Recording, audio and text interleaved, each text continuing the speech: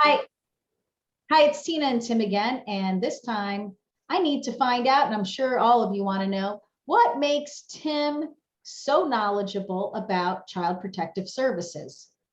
So for myself, I was a former child protectives investigator for Seneca County here in the state of New York. I did that for several years.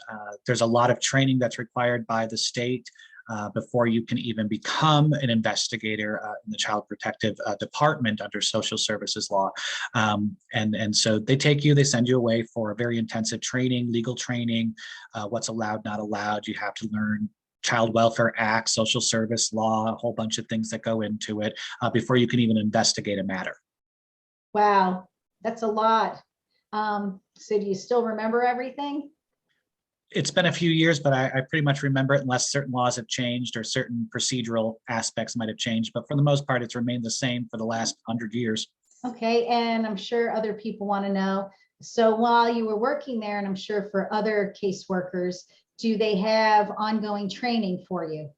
You are required to take so many hours of training every quarter, every year, continuing education classes and programs that you have to do in order to maintain your ability to be an investigator.